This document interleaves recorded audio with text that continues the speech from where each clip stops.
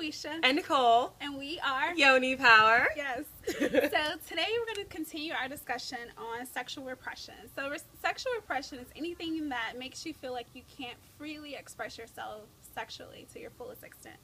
So today we're going to talk about religion and the media, how those things can affect the way you feel about your own sexuality and may prevent you from being at your best. So we'll start with Nicole on religion. Yeah. So we just wanted to talk about how religion affects women in particular, and their ideas of themselves, body images, and just themselves as individuals, or themselves as a partner, or themselves as members of society. So the first thing we want to talk about are the women in the Bible, and how they are either perceived or projected to us, and in turn have a result on the way we perceive ourselves. The first woman we could talk about is Eve, since she's the first woman in the Bible that's presented to us. We just briefly wanted to talk about how it's interesting how we find Eve coming from the rib of Adam. That's usually the traditional storyline of the Adam and Eve story. That's interesting because, first of all, we know women don't come out of ribs of anybody. So it's an interesting story to sort of present to people, especially children, because most of us raise our children in the church or in an institution, like a religious institution, where our children are growing up learning these stories. So Eve coming out of the rib of Adam is not only a lie, but it presents an interesting image of women in the very first chapter of the book. It's basically saying that women aren't individuals themselves, they have to come out of the man. So the next aspect of that story is Eve eating from the fruit of the tree of knowledge, and most of us are familiar with that story. In fact, we find that story recycled over and over again through stories, myths, legends. It shows up in Disney stories such as Snow White. But again, to touch on it, Eve eats from the fruit of the tree of knowledge, which is given to her by the serpent, or suggested to her by the serpent. And what we find is, because she eats from the fruit of the tree, both her and Adam are cast out of Eden.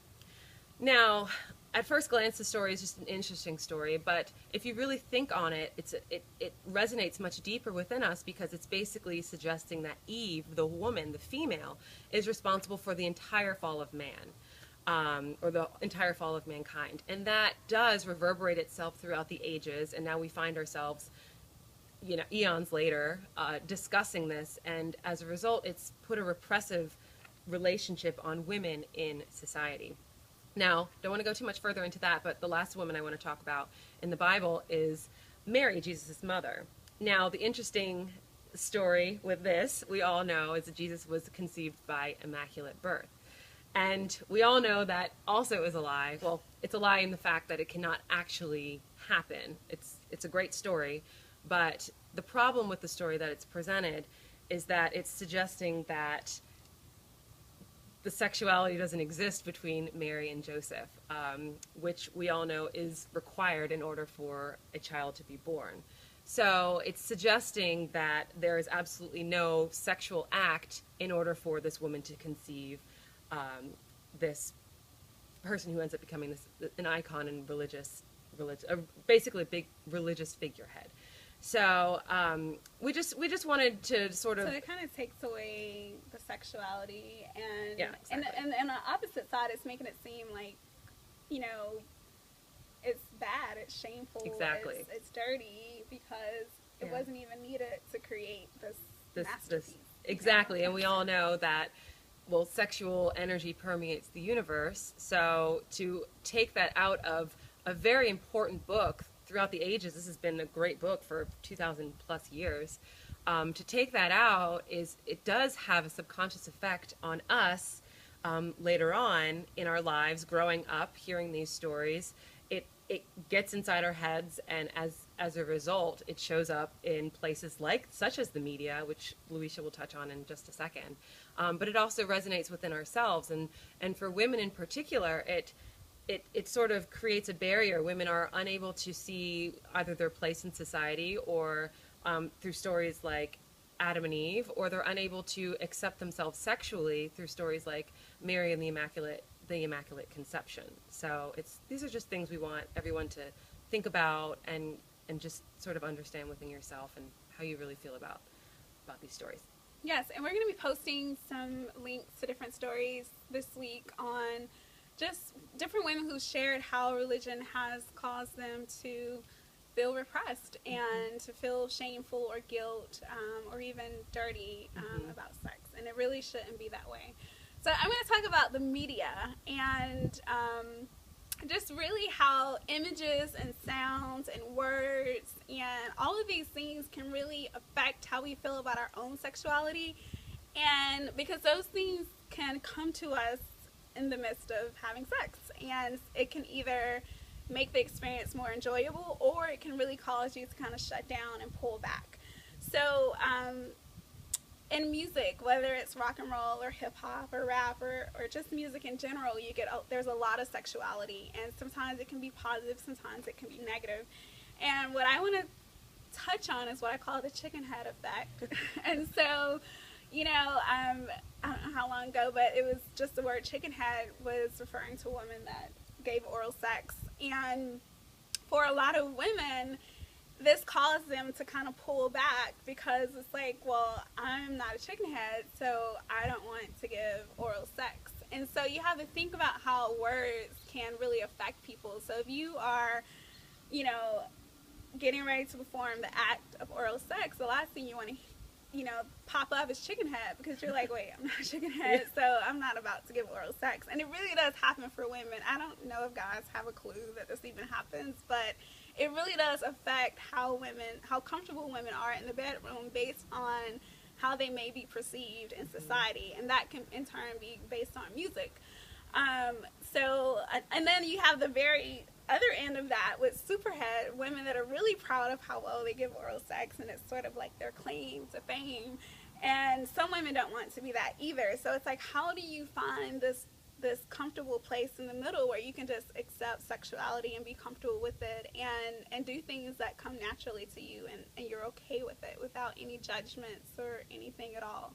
And the same thing can be said about just sexuality with women in general. Like if you freely express your sexuality, then you're a whore or you're thirsty or you're all of these words that get labeled on women. It's like, no, you can just be a really confident person that knows how often they need to have sex, how they want to have it, and feel okay expressing that. And so it's really important to just think about, what words come to mind when it comes to sexuality, and, how does that affect you?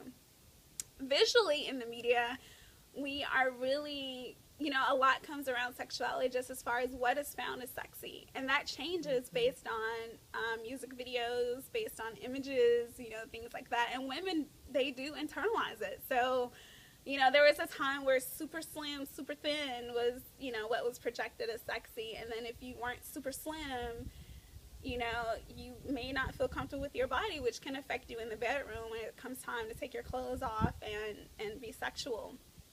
Now we're at the other end where sexy is super voluptuous, so you need a big butt and big breasts and a flat stomach. And most women, do not have that perfect figure 8.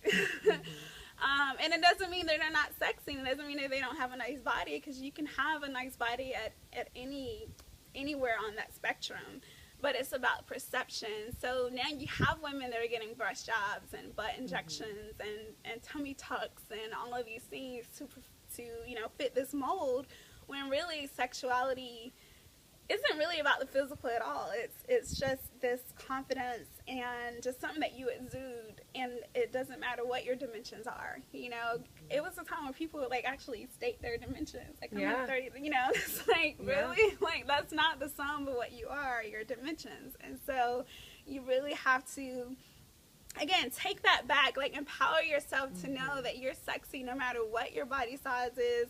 You can express yourself freely without worrying about if that makes you a chicken head or thirsty or whore or all of these things. It's like, just get to a point where you're comfortable in the right context of being completely comfortable with who you are and being able to express that freely.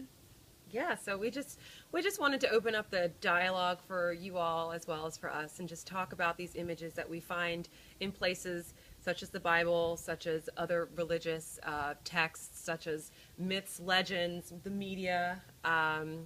In addition to images, we find a lot of hypersexual images bombarded in children's movies and books, and it's kind of disturbing. So we just want to open up a dialogue, allow people to think about these things, and learn if there's something that's bothering you, find out what it is that's bothering you, and really truly address it and find the power within yourself and release it and just and we're gonna close out 2014 yes, on releasing all of the sexual repression, yes, and we're gonna come let back it go in 2015 with our more positive, just really honoring the Yoni and our yes, sexual space, and really get it together.